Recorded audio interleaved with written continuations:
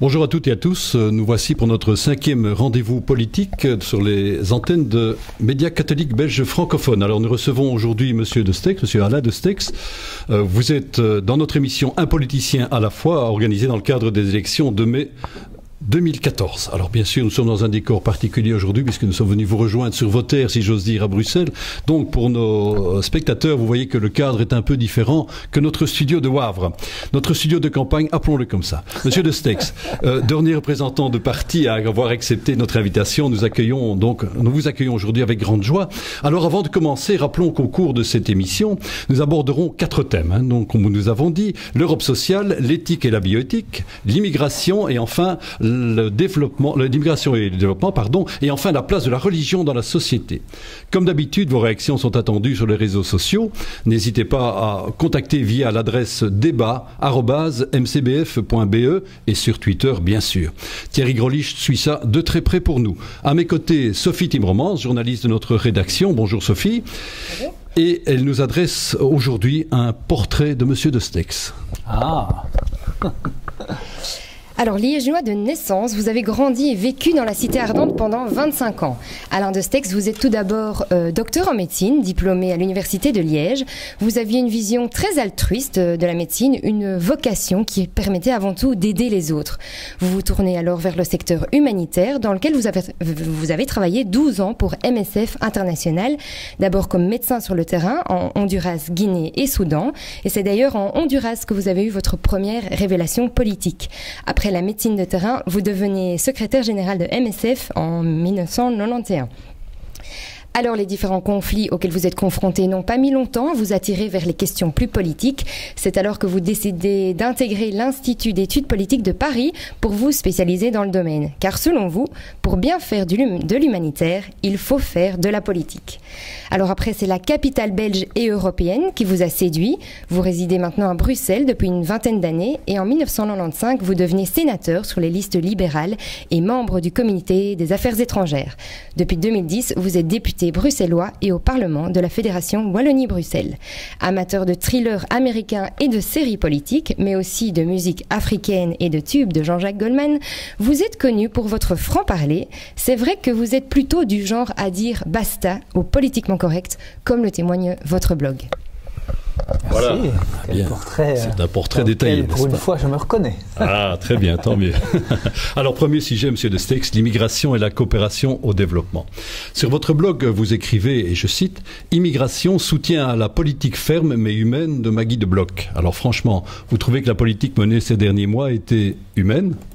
Oui, absolument. Donc, il faut bien voir que la Belgique, on ne le dit pas assez souvent, a été confrontée à un choc migratoire totalement inédit au cours des 12 dernières années, avec 1 million d'immigrés qui sont arrivés sur le territoire belge. Au total, un solde migratoire de 500 000 personnes. C'est autant qu'au cours des 50 années précédentes. Donc, forcément, la question qui se pose devant un aussi grand nombre de personnes qui arrivent sur le territoire, c'est celle de l'intégration. Et souvenez-vous, il y a quelques années, avant que Maggie de Bloch ne soit en place, la situation était extrêmement chaotique. Il y avait des gens qui montaient sur des grues pour protester, il y avait des occupations d'églises, il y avait des personnes qui étaient logées dans des hôtels aux frais de la collectivité parce qu'on n'arrivait pas à gérer le flux de personnes. Il y avait des avocats véreux avec, au nom de réfugiés qui réclamaient des astreintes de 500 € par jour aux citoyens belges.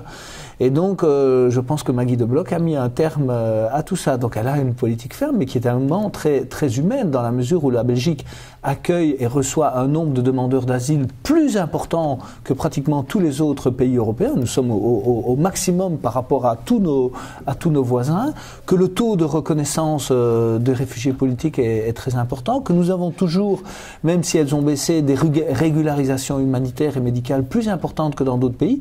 Et je demande un peu de tolérance et de regarder ce que fait la Belgique par rapport à ses voisins, par rapport à la France, par rapport aux Pays-Bas, par rapport à l'Allemagne et par rapport à tous les autres pays de l'Union européenne, sauf peut-être quelques petits pays comme Malte ou Chypre qui, eux, sont vraiment en première ligne et qui accueillent encore plus de réfugiés du monde que nous. Mais pour le reste, la Belgique joue pleinement son rôle, surtout si on la compare à ses voisins. Alors vous expliquez que l'étranger doit se faire belge pour s'intégrer dans notre société. société, donc s'adapter à nous. Je ne pense pas avoir dit ça sous cette forme-là, en tout cas. S'adapter à nous, à nos valeurs, vraiment s'intégrer. Est-ce que vous croyez vraiment que c'est en se refermant sur nous-mêmes que nous arriverons à humaniser l'immigration? Non, mais justement, c'est pas en se refermant sur nous-mêmes. Donc, il faut s'ouvrir sur le monde et s'ouvrir sur l'autre. Mais ça doit fonctionner dans les deux sens. Et donc, nous sommes en Belgique. Il y a un certain nombre de valeurs et de traditions qui appartiennent à ce pays. Et donc, l'étranger qui arrive en Belgique doit aussi s'adapter aux lois, d'abord, premièrement, à la Constitution. Donc, la Constitution belge, c'est par exemple l'égalité homme-femme. Donc, on sait que dans certains pays d'où sont originaires certains migrants, l'égalité homme-femme n'est pas respectée. Ben, si on vient en Belgique, on respecte l'égalité homme-femme. Voilà. Donc, c'est ça que je veux dire par s'intégrer et s'adapter. Oui, et ça ne veut pas, absolument pas dire qu'on doit se refermer, se replier. On doit, au contraire, être ouvert sur le monde.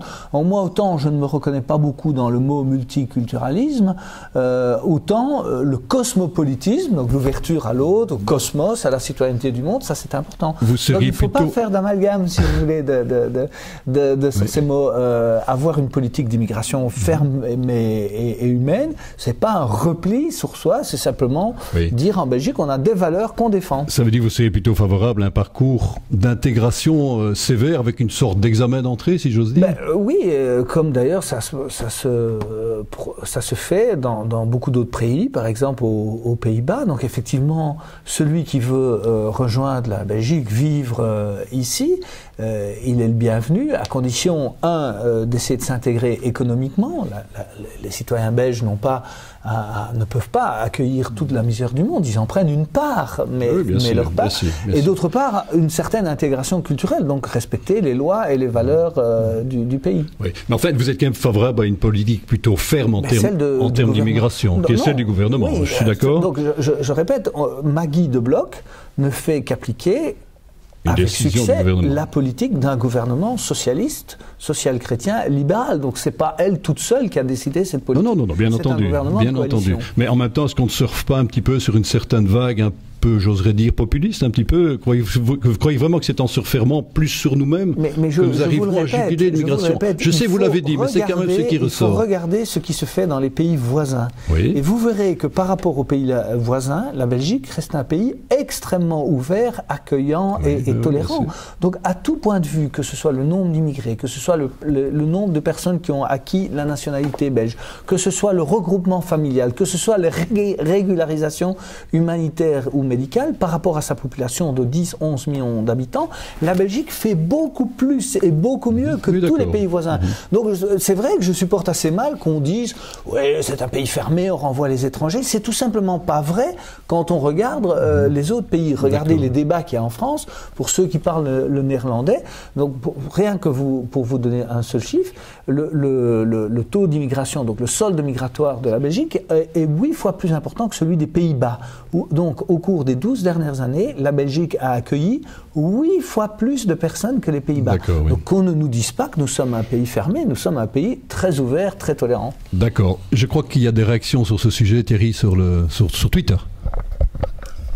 Monsieur de Stex, vous êtes un menteur, c'est du moins ce qu'a affirmé Benoît Ludgen dans Matin Première, puisque ce week-end vous avez dénoncé un tract du CDH écrit en turc alors que le document était finalement parfaitement bilingue. Par contre, Belmatek, qui est 6e effectif à l'Europe pour votre parti, a bien distribué un tract uniquement en turc, et le journal L'Écho publie un même autre document unilingue d'un autre candidat maire en langue ourdou, celui-là, une des langues du Pakistan. Alors, cette histoire de l'arroseur arrosé, c'est grave, docteur? Non, c'est absolument pas le cas.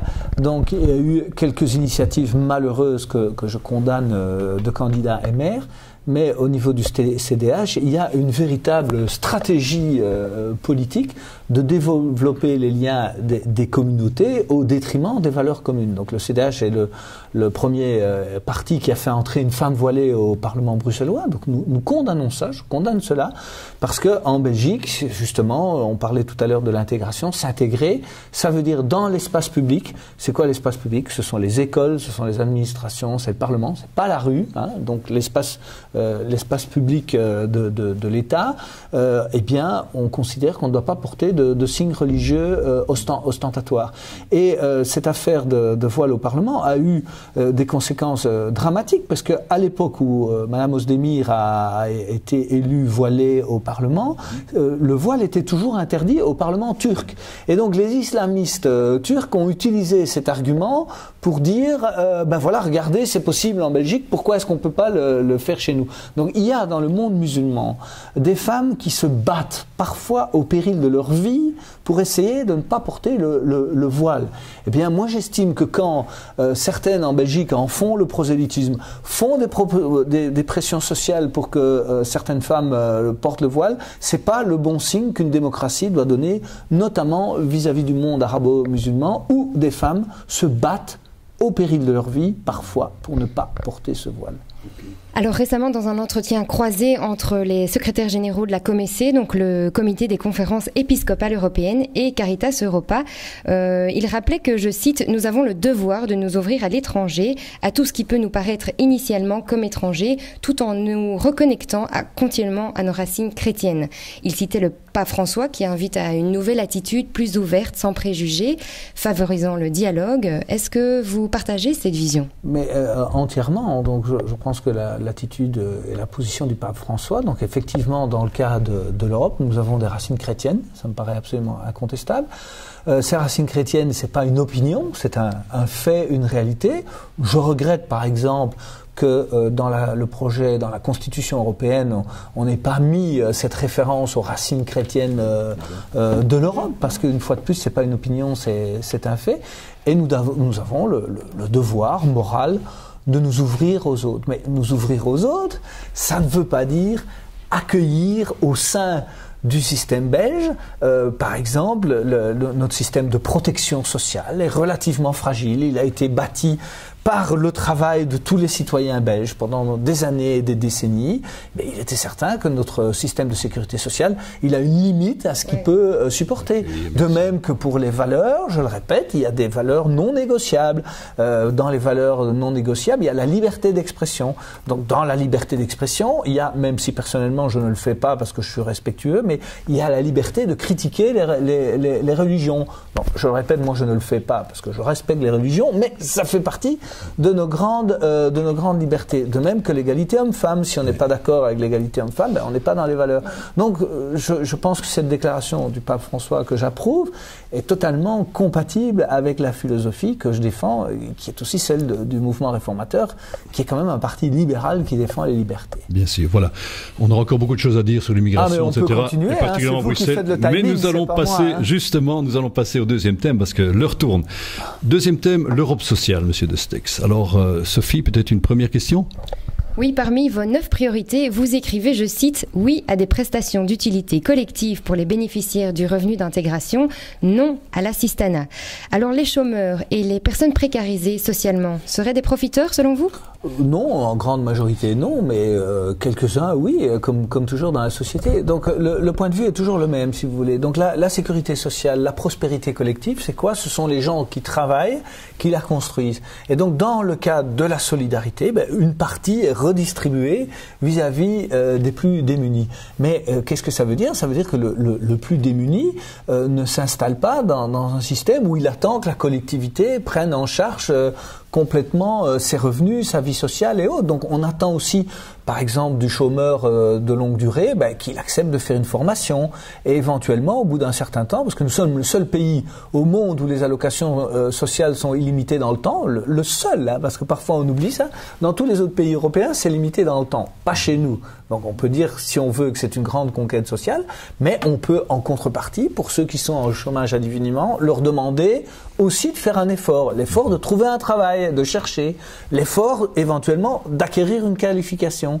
Et pourquoi pas, oui, de prester quelques heures par semaine pour la collectivité en échange de la solidarité que la collectivité montre. Et donc, voilà, c'est un échange. C'est pas un peu taper du clou, ils sont déjà mis à mal par rapport à la société, ils cherchent du boulot, ils sont faibles. Ça, c'est vous qui le dites, un grand nombre cherchent du boulot et cherchent à s'en sortir, mais on trouve assez facilement des cas de personnes qui sont installées dans ce système. Pourquoi? Parce que aujourd'hui, la différence entre l'assistance sociale et celui qui travaille au salaire minimum, elle est parfois extrêmement faible. Parfois, c'est 50 ou 100 euros.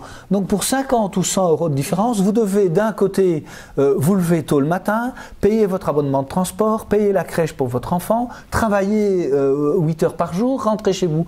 Et pour 50 ou 100 euros de moins, vous touchez, dans certains cas, plus de 1000 euros d'allocation sociale. Vous avez des tarifs sociaux pour le téléphone, pour l'eau, pour l'électricité, pour un tas de choses. Vous ne devez pas vous déplacer, vous ne devez pas travailler. Mais c'est injuste pour celui qui travaille. Donc il faut arrêter, mademoiselle, d'avoir une vision caricaturale du système. Il faut encourager les gens à travailler, parce que c'est le travail qui crée la richesse pour tout le monde et qui crée la possibilité de redistribuer.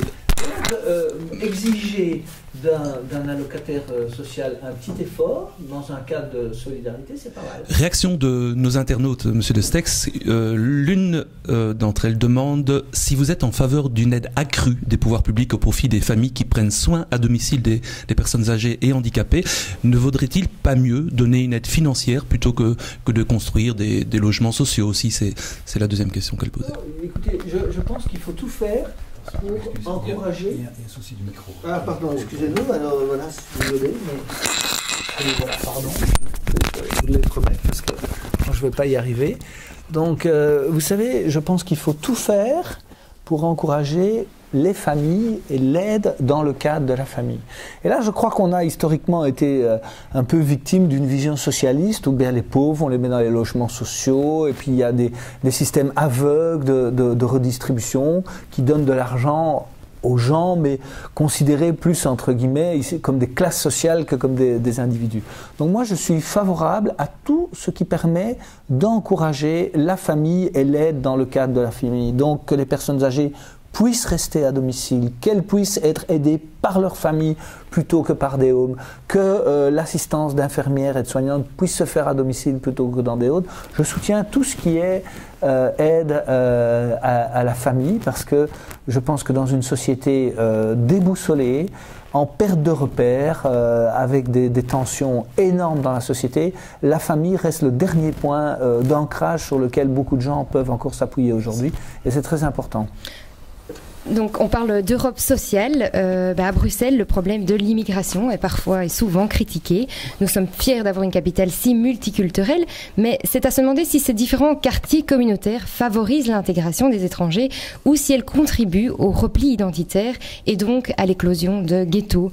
Alors Monsieur Destex, comment selon vous peut-on aider à mieux harmoniser ces différentes communautés pour finalement mieux vivre ensemble? Mais vous avez raison. Aujourd'hui, malheureusement, Bruxelles est composé de quartiers ghettos, de ghettos de riches, de ghettos de pauvres, de ghettos de différentes catégories de population. C'est la ville une des villes les plus dualisées d'Europe. Il y a une fracture sociale à Bruxelles absolument incroyable. Donc il faut essayer de la réduire. Mais malheureusement, je constate que certains partis, de CDH, le PS et Écolo, pour ne pas les nommer, encouragent cette fracture communautaire, acceptent de développer des instruments culturels propres aux communautés qui parfois vont à l'encontre de l'intégration du vivre ensemble, ne sont pas toujours rigoureux quand, par exemple, on n'enseigne plus la Shoah, le génocide des Juifs, dans toute une série d'écoles de Bruxelles, parce que l'antisémitisme se répand à Bruxelles. Ferme les yeux devant les atteintes aux droits de la femme, les femmes obligées de se marier, les pressions sociales, etc. Donc si on veut vivre ensemble, ça ne peut se faire qu'autour de valeurs communes. Et ces valeurs communes, tout le monde doit les accepter. Mais je constate souvent une forme de complaisance par rapport à ça. Oui, on dit, oh, l'antisémitisme, bien sûr on est contre l'antisémitisme, mais dans les faits, on accepte qu'il se développe à grande vitesse dans les rues de Bruxelles. Et puis le calendrier des congés scolaires, par exemple, les congés scolaires sont des congés scolaires légaux. Certaines religions prennent des congés scolaires le jour de leur fête religieuse, mais c'est illégal. Donc que les partis qui acceptent ça revendiquent ouvertement qu'on puisse avoir d'autres congés que le calendrier scolaire d'inspiration chrétienne. Petite parenthèse, je combats d'ailleurs le changement de dénomination que fait le CDH, l'ancien parti chrétien, qui aujourd'hui ne veut plus parler de congé de Noël, mais congé de fin d'année, qui ne veut plus parler de congé de Pâques, mais congé de printemps. Je combats fermement ça. Et il faut bien voir que c'est l'ancien parti d'inspiration sociale chrétienne, le PSC devenu CDH, qui est à l'avant-pointe de ce type de changement de société. C'est quand même un comble. Et ça, peu le savent. Mais vous pensez qu'on est suffisamment en dialogue avec les différentes communautés que pour permettre de se vivre ensemble, justement? Vous pensez qu'il y a un vrai dialogue, ou bien est-ce qu'il se dit, bon, vous venez chez nous, on vous impose nos règles? Comment est-ce qu'on peut faire? Attention, surtout à Bruxelles. Le dialogue, c'est bien, mais le dialogue ne peut pas être exclusivement de communauté à communauté. Ça n'a aucun sens, parce que sinon, vous favorisez précisément l'erreur qu'a fait l'Angleterre, vous favorisez précisément un développement des gens autour de communautés, et donc vous dialoguez avec des leaders de communautés qui ne sont pas nécessairement, certains oui, mais d'autres pas, dans le cadre des valeurs communes que vous défendez. Donc si par exemple on en arrive, comme en Angleterre, à avoir pour tout ce qui est mariage, divorce, héritage, etc., à impliquer la loi du pays d'origine ou des communautés, oui, mais ça c'est le danger. Oui. Donc quand j'entends dialogue en communauté, j'ai quand même un petit signal d'alarme. Il faut dialoguer avec des individus, mais pour moi, le cadre de valeurs communes, il n'est pas négociable. Donc je le répète pour la troisième fois, l'égalité homme-femme n'est pas négociable, la liberté d'expression n'est pas négociable. Il y a un certain nombre de choses qui ne sont absolument... L'antisémitisme n'est pas négociable non plus. Il y a un certain nombre de choses qui ne sont pas négociables. On vous voit clair sur le sujet, merci. J'espère. Voilà. Abordons déjà maintenant le troisième thème qui se rapporte... Déjà, ben oui, l'heure tourne, ça va trop vite. Qui se rapporte au type de société que nous voulons construire. Alors nous allons parler de l'éthique et la bioéthique. Alors Sophie, une première question? Oui, alors Alain de Stex, vous êtes médecin, on le rappelle. Si vous aviez siégé au Parlement fédéral, est-ce que vous auriez voté l'extension de la loi sur l'euthanasie aux mineurs? Non. Et pourquoi? Non, je ne l'aurais pas voté parce que... D'abord, premièrement, parce qu'on a une loi qui a une dizaine d'années, que cette loi n'a même pas été correctement évaluée. La commission d'évaluation n'est pas vraiment une commission pluraliste. Deuxièmement, il n'y avait aucune nécessité d'étendre cette loi. C'était demandé par absolument personne. C'était pas demandé par les médecins, pas demandé par les familles. Il y a même eu un témoignage d'un médecin de l'hôpital des enfants qui s'occupe au quotidien d'enfants qui vont mourir et qui a expliqué qu'il avait été confronté, je crois, de mémoire, à une quarantaine de cas et qui n'avait jamais été confronté à de l'euthanasie. Donc je pense que c'est une approche idéologique, un peu excessive, un peu rabique, qui n'était absolument pas nécessaire. Les rares cas qui se posaient et qui sont des cas extrêmement douloureux et délicats pouvaient très bien se régler entre les familles, les médecins et bien entendu l'enfant concerné. Et la loi ne peut pas, en ce qui concerne la vie et la mort, tout régler. J'imagine que dans les négociations d'un futur gouvernement, aux différents niveaux d'ailleurs, cette question va revenir sur la table. Écoutez, je ne sais pas, mais nous, au MR, vous le savez, nous avons une position très claire, c'est-à-dire qu'il n'y a pas de position de parti là-dessus. Chaque parlementaire agit en son âme et conscience. Je pense que cette position nous honore, parce que vous savez, moi j'ai vu dans le débat sur l'euthanasie, le PS faire démissionner du Sénat des sénateurs qui étaient opposés à la loi, et pour ne pas donner l'impression qu'on votait contre. Donc les manœuvres politiciennes sur des sujets aussi graves que la vie et la mort, c'est pas non plus acceptable. Donc je pense que notre parti peut s'honorer de laisser une liberté totale en ces matières à ses parlementaires, et chacun agit selon sa conscience. Et d'ailleurs, la loi sur l'extension de l'euthanasie, certains ont voté pour, d'autres contre, et certains se sont abstenus. Mais donc j'entends que ce ne sera pas un sujet de blocage. Non, ce sera pas un sujet de blocage, mais ce ne sera pas non plus un sujet de négociation pour nous. C'est-à-dire qu'on ne va jamais signer un accord gouvernemental dans lequel il y aura des propositions bioéthiques. Ce sont des choses qui seront laissées toujours à l'appréciation des parlementaires. Donc ce ne sera pas des choses négociables pour le MR, parce que par définition, ce n'est pas négociable. Vous le ramenez à la responsabilité personnelle. Oui. D'accord. Thierry, des réactions sur la toile? Elle concerne l'enseignement. Alors Pierre est directeur dans un établissement scolaire. Il constate que l'éducation est une priorité pour de nombreux partis politiques. C'est pourtant à chaque fois le secteur que l'on confie aux ministres débutants. Dans le système scolaire, dès la maternelle, nos jeunes sont formés comme s'ils étaient tous destinés à des études universitaires. La différence se fait après 4 heures. Soit l'enfant a la chance d'être suivi par ses parents, soit il est l'oiseau pour le chat. L'école de la réussite invite les parents à faire à domicile ce que les profs n'ont pas le temps de faire en classe. Il suffit de constater le rythme imposé en cette fin d'année scolaire. Et Anne Jason nous rappelle que le MR souhaite la suppression du décret inscription.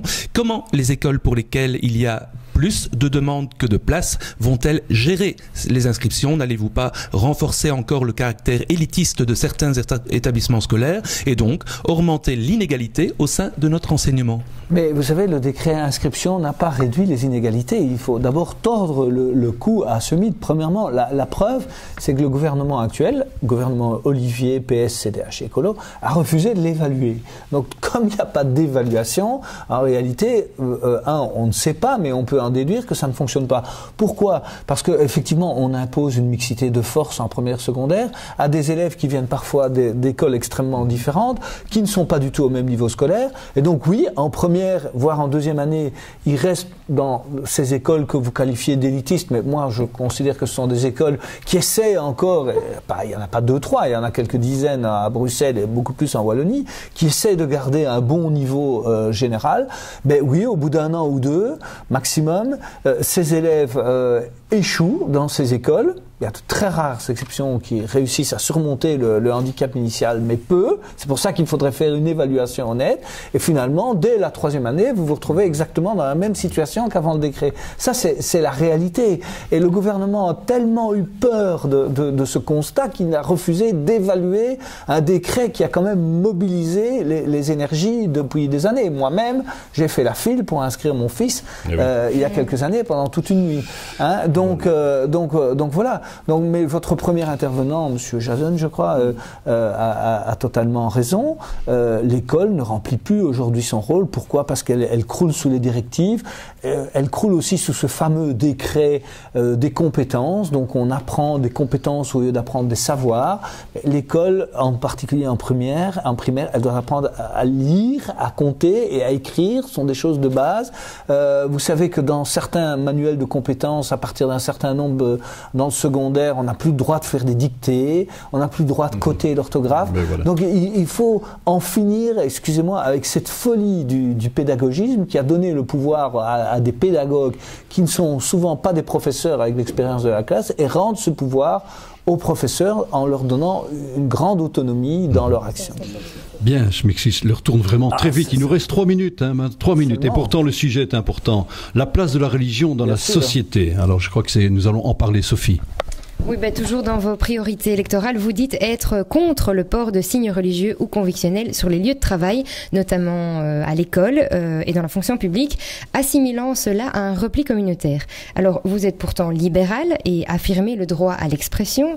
N'y a-t-il pas là un paradoxe? Alors, c'est dommage qu'on n'a pas plus de temps parce que j'aurais voulu longuement discuter de ce thème de la place de la religion dans la société. Malheureusement, le temps tourne. Allez-y. Mais c'est pas le problème, si vous voulez. Il faut quand même être franc. Il ne vient pas du fait que des gens portent une kippa ou une croix. Il vient du fait que depuis 5, 10 ou 15 ans, on a une explosion du nombre de voiles à l'école, dans les écoles de Bruxelles, et que souvent derrière le voile, il n'y a pas la manifestation d'une liberté individuelle, mais il y a un prosélytisme religieux et une pression sociale et une pression communautaire sur les jeunes filles qui le portent. Et donc c'est pour ça que nous avons au MR, comme en France, comme au Québec et dans d'autres endroits, proposé afin de préserver la neutralité de l'école comme un endroit libre pour tous, l'interdiction du port du signe religieux ostentatoire. Donc on peut très bien porter une petite croix, il n'y a aucun problème, mais un signe extérieur visible de tout le monde qui marque votre identité religieuse et qui souvent va au-delà du voile, qui est un véritable uniforme islamisme avec des gants qui couvrent y compris les chevilles, etc. Donc là, nous disons non. Ceci dit, je trouve trouve que les religions sont trop attaquées, et en particulier il y a un vrai problème de défense de la religion chrétienne en Afrique et dans le monde arabe. Je suis affolé par la perspective de la réduction ou la disparition des chrétiens d'Orient qui sont là-bas depuis 2000 ans, qui ont contribué à l'identité de cette région, et j'aurais bien voulu qu'on puisse parler aussi des menaces contre les chrétiens au Nigeria, en Égypte, en Syrie, en Palestine, en Irak. Je pense que je ne comprends pas comment l'Europe, qui a quand même des racines chrétiennes, ne fait pas davantage pour essayer de venir au secours des chrétiens menacés dans le monde. C'est ce que j'allais vous demander. Est-ce qu'au niveau, et ici nous rejoignons évidemment le pôle européen, mais que peut faire l'Europe justement pour ce plus grand respect des religions? Mais justement, elle ne fait pas grand-chose, et c'est incompréhensible. Il faut déjà se mobiliser, il faut en parler, il faut dénoncer quand dans des pays à dominante musulmane, avec des régimes musulmans, les chrétiens sont menacés. Il faut le dénoncer, il faut éventuellement réévaluer les relations diplomatiques, il faut peut-être dans certains cas couper les aides au développement. On parlait de la coopération comme premier thème. Donc pour prendre conscience, pour avoir une action diplomatique, il faut d'abord accepter de reconnaître que c'est un problème. Et aujourd'hui, de façon tout à fait stupéfiante, personne, on parle beaucoup par exemple de la transition en Égypte, personne ne se préoccupe concrètement du sort des chrétiens en Égypte. Il a fallu l'enlèvement de ces jeunes filles au Nigeria pour qu'enfin on prenne conscience que ce mouvement Boko Haram, qui n'est pas d'ailleurs qu'un mouvement musulman, qui est aussi une secte extrémiste anti-occidentale. C'est du laxisme, c'est un désintérêt de la part des Européens? Non, je pense, si vous voulez, qu'on a été beaucoup trop loin. Donc il y a dans la foulée du siècle des Lumières, etc., on a essayé la société s'est opposée au rôle historique des religions, probablement avec un certain bénéfice jusqu'à un certain point, mais maintenant on a été trop loin, et on doit accepter que beaucoup de gens ont une spiritualité, que cette spiritualité est tout à fait digne et acceptable et recommandable, et donc on doit respecter cette spiritualité des personnes, et la société doit accepter d'intégrer jusqu'à un certain point évidemment cette spiritualité dans ses politiques et dans ses valeurs. Merci. Question que j'ai posée à tous nos interlocuteurs depuis le début. Dieu pour vous, c'est qui, c'est quoi? Dieu, je ne m'attendais pas à cette question, mais Dieu, d'abord, moi j'ai eu une éducation chrétienne. Dieu, c'est, je ne sais pas, comme vous voulez, l'être unique, le grand architecte de l'univers. C'est une question très, très compliquée. J'ai lu beaucoup de livres sur ce thème, ceux de Revel, Renaud Girard, etc. Mais répondre comme ça en 2 minutes qui est Dieu, je dirais que c'est le grand architecte de l'univers. Le grand architecte de l'univers, voilà. Merci Monsieur de Steyck. Nous sommes déjà arrivés malheureusement à la fin de notre entretien qui aurait pu se prolonger, on l'entend bien, pendant de nombreuses minutes encore. Absolument. Merci en tous les cas d'avoir répondu à nos questions et à celles de tous nos auditeurs. Merci à Sophie Timmermans pour la préparation de cet entretien, à Thierry pour le suivi sur les réseaux sociaux, ainsi qu'à toute l'équipe de rédaction des médias catholiques bien sûr, à Mathieu Argot pour la technique. Merci encore Monsieur de Steyck, bonne fin de campagne alors. Et... 9e candidat à Bruxelles. Hein, quand même, il faut le dire. Voilà, merci beaucoup, à très bientôt et à un prochain rendez-vous pour nos téléspectateurs. Au revoir.